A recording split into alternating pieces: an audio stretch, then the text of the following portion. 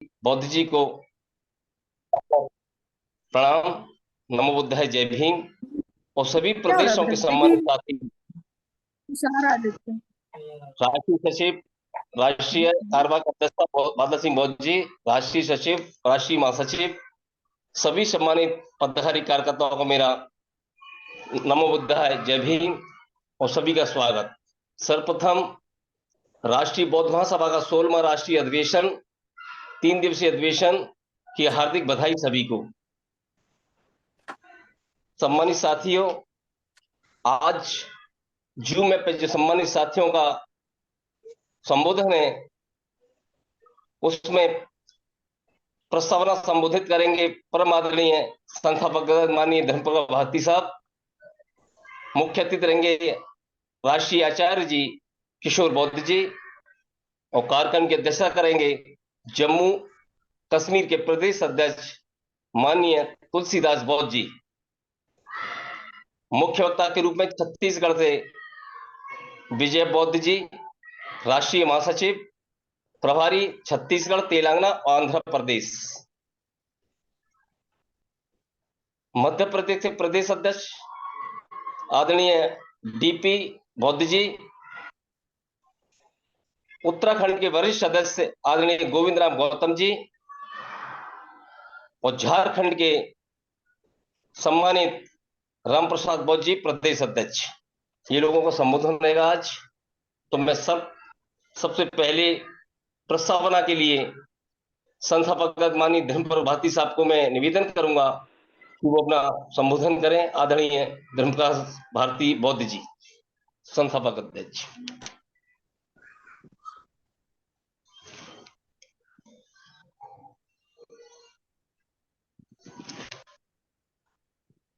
मेरी आवाज आ रही साथियों? जी जी, मेरी आवाज आ रही चंद्र साहब? जी आ रही है, आपकी आवाज साफ आ रही है। चलिए ठीक। महाकारुणिक तथागत गौतम बुद्ध, परम पूजनीय बाबा साहब डॉक्टर अंबेडकर जी, बहुजन समाज में जन्मे सभी संत गुरुओं के चरणों में नमन करते हुए आज के जूम वेबिनार मीटिंग की अध्यक्षता कर रहे हैं हमारे बहुत ही सीनियर बड़े भाई आदरणीय तुलसीराम लांगे साहब। आज के हमारे मुख्य अतिथि राष्ट्रीय आचार्य इंजीनियर किशोर बौद्ध साहब। कार्यक्रम में जुड़े हमारे राष्ट्रीय कार्यकारी अध्यक्ष माननीय बादल सिंह बौद्ध साहब।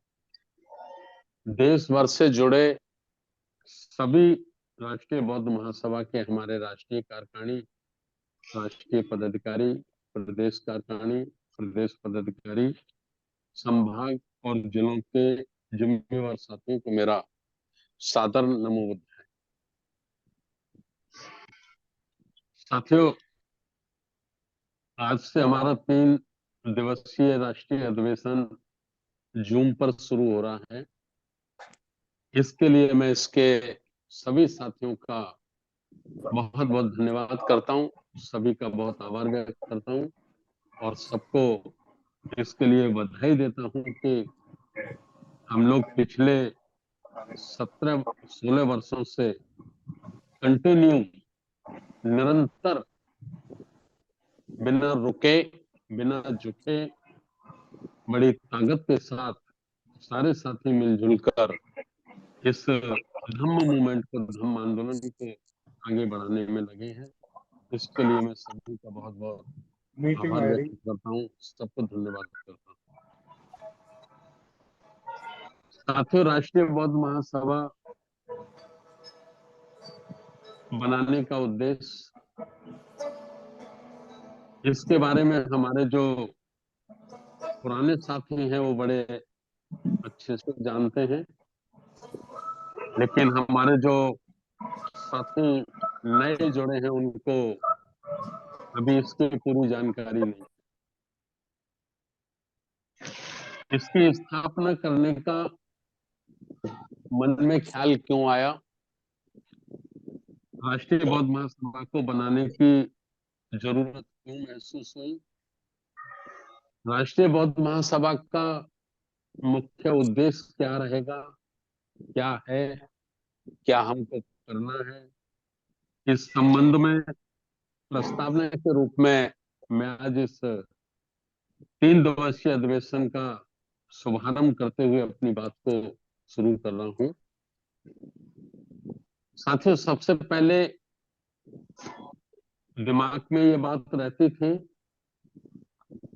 मन का सोच ये बनता था कि जिस समाज की गैर राजनीतिक जड़ें मजबूत नहीं होती हैं, वह समाज लंबे समय तक राजनीति में टिक नहीं सकता। लंबे समय तक राजनीति में या राज सत्ता में या शासन में वो लंबे समय तक टिक नहीं सकता। और ये कहना मेरा नहीं है, ये कहना परम पूजनीय बाबा साहब डॉक्टर अंबेडकर जी का है।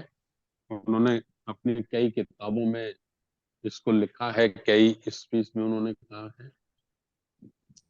ये कहना मान्यवर काशीराम साहब का था।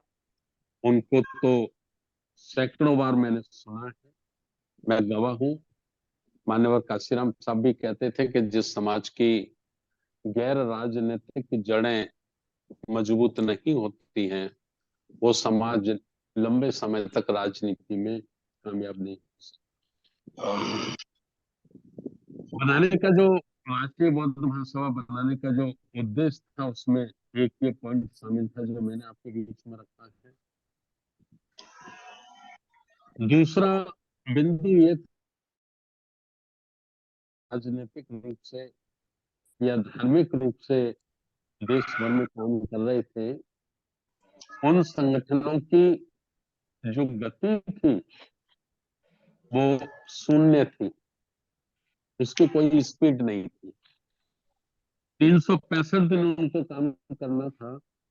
365 दिन में से वो मात्र 5-7 दिन, अधिकतम 10 दिन काम करते थे और 350 दिन वो काम नहीं करते थे। 10 दिन 15 दिन भी जो काम करते थे, उसमें भी काम कम करते थे, आपस में लड़ते झगड़ते ज्यादा थे। लड़ते झगड़ते ज्यादा थे, कौन सीनियर है, कौन जूनियर है, कौन छोटा है, कौन बड़ा है, ये लड़ाइयाँ बहुत ज्यादा रहती थी। और कई संगठन जो मूल भारतीय बौद्ध महासभा बाबा साहब ने बनाई, वो कई जगह विभाजित हो गई। उसमें लगभग 5-7-8 संस्थाएं बन गई, अलग अलग उसके अध्यक्ष हो गए और एक दूसरे की आलोचना करने में, एक दूसरे को गलत साबित करने में वो अपनी पूरी शक्ति का इस्तेमाल करते थे। और धम्म को कैसे भारत में लाया जाए, 140 करोड़ लोगों को बाबा साहब डॉक्टर अंबेडकर का जो मूल मंत्र था, प्रबुद्ध भारत, बौद्ध में भारत, इसको कैसे बनाया जाए, हम लोग समाज को कैसे तैयार करें, ये इस किस्म का कोई कार्यक्रम, इस किस्म की कोई योजना, इस किस्म का कोई पत्रिका, इस किस्म का कोई संसाधन किसी भी संगठन के पास न पहले था न आज है। तो मैं बड़ा चिंतित रहता था। मैं बीएसपी में बड़ी जिम्मेवारी थी मेरे पास, 5-5 बड़े बड़े राज्य का मैं कोऑर्डिनेटर था उस वक्त। लेकिन मेरे मन में ये दुख रहता था कि जिस स्पीड से, जिस गति से, जिस सिस्टम से, जिस योजनाबद्ध तरीके से हमको ये तथागत महाकारुणिक बुद्ध के धम्म को, बाबा साहब के संकल्प को देश में लाना चाहिए, ले जाना चाहिए, वो हम नहीं कर पा रहे।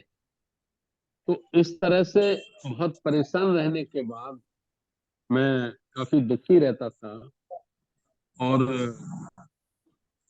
दुखी रहने के और भी कारण थे, लेकिन उन्हें मैं आज आपके बीच में शेयर नहीं करना चाहता।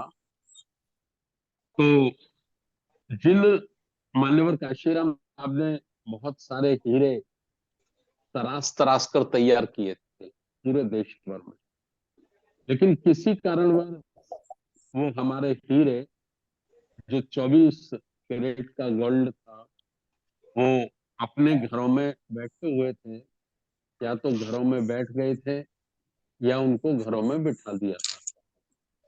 तो मैंने साइड बाय साइड उनसे चर्चा करना शुरू किया, और मैं चर्चा करता रहता था कि देखो, राजनीति में हमको राज्यों में सरकार स्थापित करनी चाहिए, ऐसा बाबा साहब चाहते थे।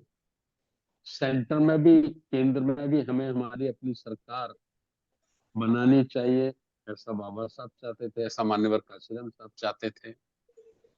लेकिन इसके साथ साथ बाबा साहब और मान्यवर काशीराम साहब की चाहत ये भी थी कि धार्मिक रूप से, सामाजिक रूप से और आर्थिक रूप से भी समाज को मजबूत होना चाहिए।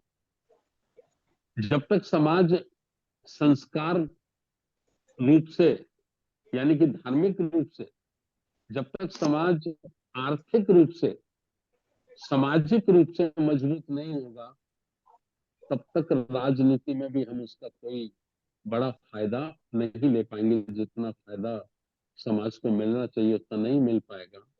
ऐसा कहकर मैं साथियों को मोटिवेट करता रहता था। सवाल आया, भाई हमें कैसे इसको शुरू करना। तो शुरू करने के लिए हमने ऐसा सोचा कि भाई आगरा में हमको बुद्ध के धम्म के काम के लिए कुछ लोगों का एक सम्मेलन बुलाना चाहिए।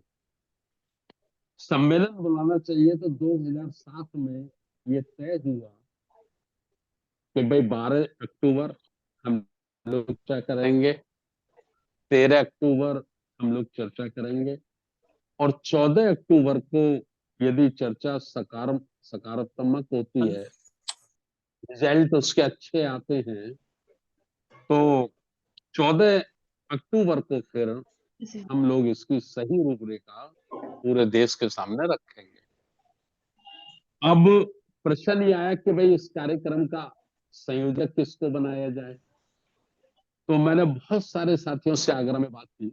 मैंने कहा भाई हम आपको संयोजक बना रहे हैं, और हॉल हमारे यहाँ इसी हॉल है, मातृ वैश्य महासभा भवन पचकिया पे, उसको 3 दिन के लिए बुक करा दिया गया था।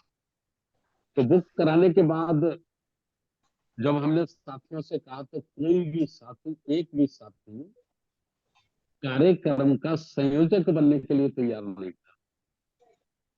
आश्वासन सारे लोग दे रहे थे कि भाई हम आपके साथ रहेंगे सर, एमएलसी साहब, ये बहुत अच्छा काम है, ये काम होना चाहिए, हम आपके साथ हैं।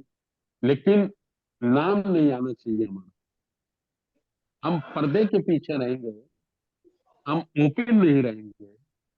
तो एक संकट ये खड़ा हुआ कि भाई जब प्रोग्राम करना है तो किसी ना किसी को तो नाम आगे लाना ही पड़ेगा।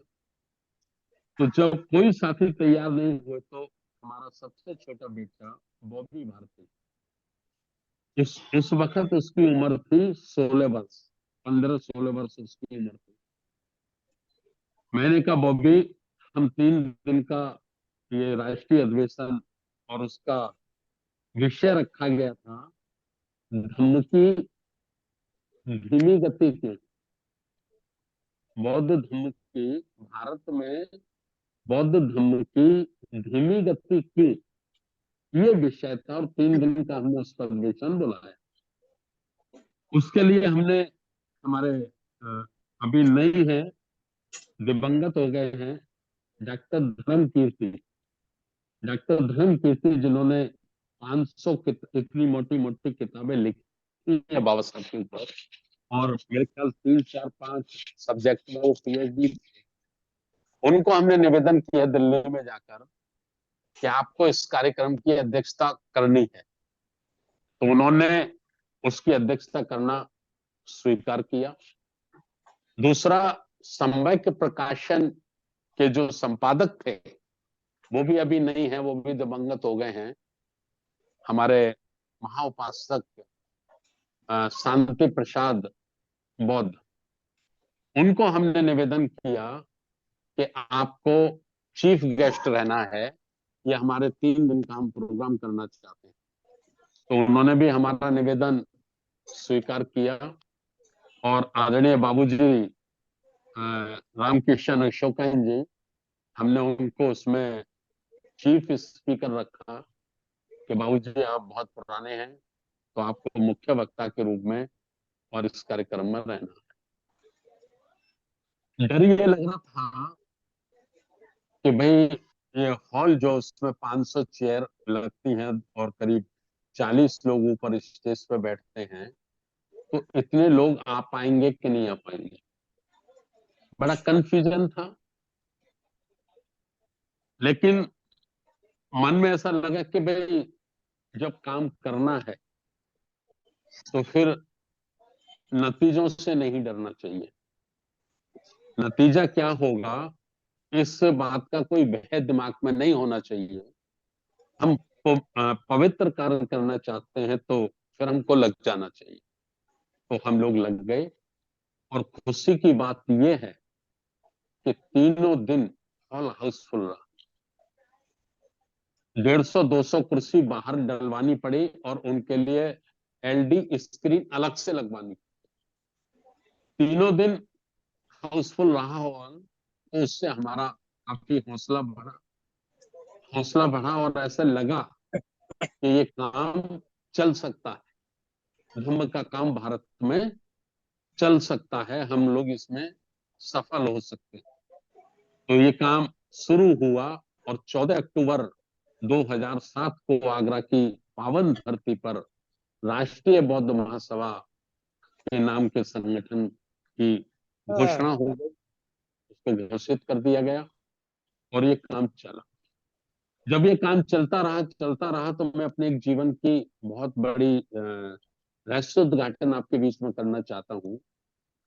करीब 100 लोग पूरे देश में ऐसे थे जो बसपा में काम करते थे, बहुजन समाज पार्टी में काम करते थे, और उनमें बहुत सारे लोग ऐसे थे जिनको बहुजन समाज पार्टी की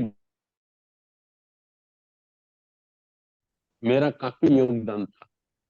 आदरणीय बहन जी से उनकी मुलाकात कराना काफी था, शॉर्टकट में आप समझ लीजिए। तो मैं उनको जब चर्चा करता था, क्योंकि मेरे पास बाहर के स्टेट थे, मध्य प्रदेश था, गुजरात था, उत्तराखंड था, तो रात को मैं हमेशा 9 बजे के बाद खाना खाकर 11 बजे तक, 12 बजे तक, 2 घंटे, 2.5 घंटे तक पूरे देश में अपने साथियों से टेलीफोन पे बात करता रहता था।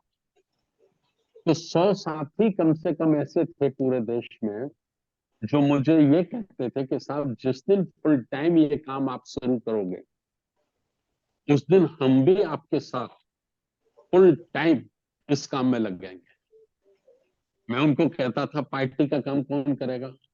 बोले पार्टी का काम तो आदरणीय बहन कुमारी मायावती जी जिसके सर पे हाथ रखेंगी, जिसको आशीर्वाद देंगी, वही टाइगर हो जाएगा, वही आगे घोड़ा हो जाएगा। पार्टी की चिंता नहीं है, पार्टी का संगठन, पार्टी का मिशन स्थापित हो गया है। गांव गांव, शहर शहर, गली गली, भारत के सभी राज्यों में पार्टी ताकत के रूप में मजबूत है। लेकिन धम्म का काम सिस्टम से पूरे देश में नहीं हो रहा है, इसलिए धम्म के काम को भी हमको अ, बड़े सिस्टम से लाना होगा। ये सब चलता रहा। दिन में मैं बहुजन समाज पार्टी के प्रोग्राम चलाता था, कैडर कैंप चलाता था, मीटिंग, सेमिनार, सभा, और रात को हम 9 बजे के बाद खाना वाना खाने के बाद तो राष्ट्रीय बौद्ध महासभा के लिए धम्म की गति कैसे तेज की जाए संपूर्ण भारत में, और योजनाबद्ध तरीके से कैसे इस काम को आगे बढ़ाया जाए, इस पे साथियों के साथ हमारी चर्चा रहती थी। कई जगह हम रात को साथियों से मिलने भी चले जाते थे, 12-1 बजे तक लौट के आते थे।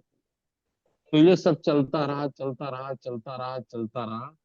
इस बीच में बाबूजी रामकिशन अशोकन जी के साथ साथ हमारे जो राष्ट्रीय आचार्य हैं आदरणीय इंजीनियर किशोर बौद्ध बालाघाट, तो उनसे भी मेरी बालाघाट में जब मैं जाता था, चूंकि वो मध्य प्रदेश में ही था और मैं प्रभारी था, तो 1-1 घंटे, 2-2 घंटे रात को 1-1, 1:30-1:30 बजे तक उनसे मेरी चर्चा होती रहती थी।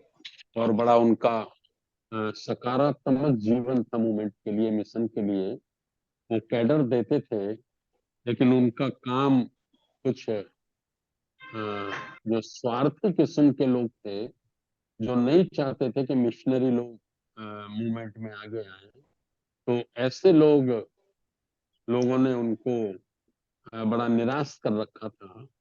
तो मैंने उनसे निवेदन किया, माननीय राष्ट्रीय आचार्य इंजीनियर किशोर बोध साहब, कि मेरा निवेदन ये है कि हमको मिशन का काम करना है, धम्म का काम करना है, तो हम राष्ट्रीय बौद्ध महासभा के प्लेटफॉर्म से कर सकते हैं।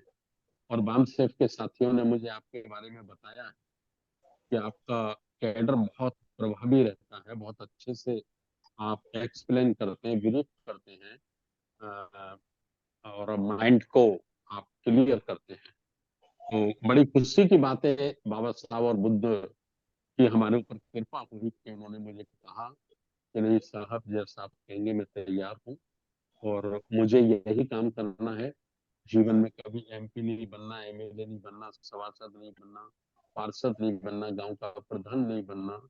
तो ये काम हम सब लोग करें, तो ये काम करते रहे, हम लोग चलते रहे। और मुझे लगता है कि शायद ही उत्तर भारत का तो शायद ही कोई शहर और जिला हो जो बचा हो जहाँ पर आदरणीय इंजीनियर किशोर बोध साहब के कैडर कैंप ना लगे हों। बाबूजी की रामकृष्ण अशोकैन बाबूजी की अध्यक्षता रहती थी, और अपने इंजीनियर किशोर बोध साहब का कैडर रहता था। और ये 3 दिन का जो अधिवेशन हम आज जूम पे शुरू किए हैं, इसको भी हमने ऐसा तय किया कि प्रत्येक वर्ष हम अलग अलग राज्यों में किया करेंगे। तो अगर मुझे ठीक से ध्यान है तो 2 बार महाराष्ट्र की धरती नागपुर में हमारा 3 दिवसीय अधिवेशन हुआ है, मध्य प्रदेश की धरती ग्वालियर पे हुआ है, गुजरात की धरती अहमदाबाद में हुआ है, बोध गया की धरती बिहार में भी 2 बार हुआ है, उत्तर प्रदेश में भी सारनाथ में भी हुआ है, श्रावस्ती में भी हुआ है, और अभी पिछले वर्ष हम लोग लुम्बिनी में भी एक बहुत अच्छा कार्यक्रम हम लोगों ने किया। 1-2 जगह और हो सकती जो मुझसे छूट गई, तो वहां ये हम लोग करते रहे।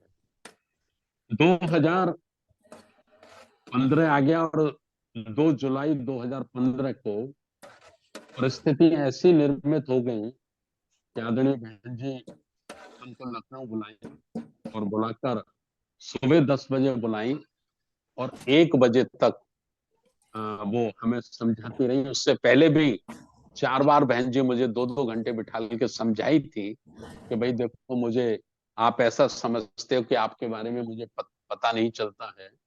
आप रात रात में बुद्ध धर्म का काम करते हो, दिन में पार्टी का काम करते हो, मेहनत करते हो, ईमानदारी से करते हो। नो डाउट मुझे प्राउड है धर्म प्रकाश भारती आपके ऊपर, लेकिन मैं ये चाहती हूँ कि एक मन होकर आप एक ही काम करो, तो पार्टी का ही काम करो केवल। तो मैं जी बहन जी ऐसा बोल देता था, और रात रात में हम लोग काम करते रहते थे। 2 जुलाई 2015 को वीटो पावर बहन जी लगा दी कि भाई एक ही काम करना है, एक ही काम करना है। तो हम खड़े हुए, हमने बहन जी के पैर छुए, और पैर छूकर उनसे आशीर्वाद मांगा। और आशीर्वाद, बहन जी ने कहा चलो मेरा आशीर्वाद है, बोलो क्या करोगे। मैंने कहा बहन जी धम्म का काम करो, राजनीति में मेरा मन नहीं लगता। तो बहन जी नाराज हुई काफी, और उनका नाराज होना जायज था, जायज था, उनका हक था, क्योंकि वो 2-2 बार हमको एमएलसी बनाई, 3 अपनी सरकारों में राज्य मंत्री का दर्जा उन्होंने, लाल बत्ती की गाड़ी दी हमको, एक एक्स प्लस श्रेणी दी, सिक्योरिटी दी, 4 गनर हमारे साथ चलते थे, काफी नाम सम्मान भी हमको आदरणीय बहन जी के कारण ही मिला था। हमारी कोई हैसियत नहीं थी कि हमको इतना सम्मान इज्जत या पूरे प्रदेश से ज्यादा भारत में घूमने का मौका मिलता, तो ये उनका हक था। खैर 1 बजे उन्होंने कहा कि भी आज आपका दिमाग गर्म है, मैं बाद में आपसे बात करूँ, आप जाइए। हम चले आए। 4 बजे फिर फोन फोन आ गया भास्कर जी का, फिर हमको बुला लिया गया। फिर शाम को 7 बजे तक बहन जी फिर हमको समझाती रही, लेकिन हमने उस दिन फैसला कर लिया था कि जीवन का जो भी समय बचा है वो केवल और केवल धम्म के प्रचार प्रसार के लिए है। अब राजनीतिक जीवन में हम नहीं रहेंगे, तो हम अपनी बात पे अड़े रहे। और आदरणीय बहन जी ने फिर मुझे कहा 3 घंटे के बाद शाम को 7:30 बजे कि भैया आज आप कसम खाकर आए हो, आप मेरी बात नहीं मानोगे, तो मैं आपको 10 दिन का समय देती हूँ। 10 दिन में आप फैसला कर लो, अपने घर वालों से बात कर लो, अपने रिश्तेदारों से बात कर लो, और धर्म प्रचार करके आप बहुत बड़ा निर्णय ले लो, तो इसको थोड़ा सोच समझ के आप लो। तो बहन जी ने कहा भी ठीक है, काम एक ही करना है, या तो पार्टी का काम करना है या धर्म का। पार्टी का काम करना है तो आप मेरे को टेलीफोन करना, आप जो स्टेट कहोगे वो स्टेट में आपको दे दूंगी, जहां जाना चाहोगे वहां मैं आपको लगा दूंगी। हम बहन जी के पैर छुए और निकल आए। चलते हुए जब बहन जी के पास से निकले थे तो ये कसम खा के निकले थे, मन में ये संकल्प लेकर निकले थे कि आज के बाद लौटकर कभी वापस नहीं। और पूरा जीवन केवल और केवल अब मैं धम्म का ही काम करूंगा, दूसरा काम नहीं करूंगा। तो अब जो करीब 100 लोग ऐसे थे जो हमें कहते थे कि साहब जिस दिन आप फुल टाइम काम शुरू करेंगे तो उस दिन हम आपके साथ लग जाएंगे। तो मैंने उनको टेलीफोन करना शुरू किया कि भाई मैं तो बहन जी के पैर छूकर आशीर्वाद लेकर मुक्त होके आ गया हूँ, अब मुझे आप लोगों की जरूरत है, तो आप लोग लगिए। तो मैं बड़ी सच्चाई के साथ आपको कह रहा हूँ, मेरी बात पे यकीन करिए कि 100 में से 100 लोगों ने मेरे टेलीफोन उठाना भी बंद कर दिया, मैं बात करना भी बंद कर दिया, मुझसे मेरा टेलीफोन भी रिसीव नहीं करते। तो एक बार तो मैं बहुत दुखी हुआ और मुझे ये लगा कि भाई मेरा तो जीवन ही बर्बाद हो गया। बहन जी के इतने विश्वास पात्र था, बहन जी मेरे ऊपर प्रावट करती थी, घमंड करती थी, मैंने बहन जी की बात को भी नहीं माना।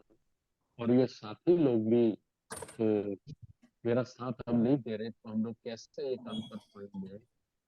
और तो बड़ा मुश्किल हुआ, लेकिन फिर ये लगा कि जो साथी हमारे साथ चल रहे हैं, जैसे आदरणीय आचार्य जी, बहुत आदरणीय हमारे बादल सिंह, बहुत साथी हमारे राष्ट्रीय कार्यकारी अध्यक्ष हैं, इस किस्म के 10, 15, 20 साथी थे पूरे दिन लेना संभव नहीं है अभी।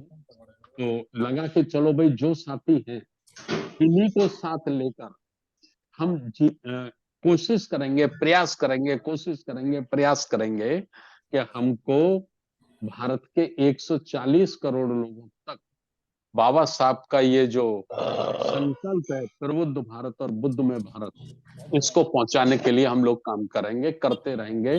और मैंने व्यक्तिगत रूप से अपने जीवन में ये प्रण ले लिया था, संकल्प ले लिया था कि चाहे मुझे अकेला ही क्यों ना लगना पड़े, मैं अकेला ही लगा रहूंगा, लेकिन मैं निरंतर इसी मिशन पे काम करूंगा। लेकिन कुदरत ने हमारी मदद की, तथागत बुद्ध की अनुकंपा हुई, बाबा साहब की अनुकंपा हुई, हमारे संत गुरुओं की अनुकंपा हुई, और काशीराम साहब का मैं शिष्य हूँ। संगठन करने का बहुत बड़ा तजुर्बा मैंने उनसे सीखा है, वो मेरे प्रेरणा स्रोत है, मैं उनसे ही मिशन मूवमेंट सीखा हूँ।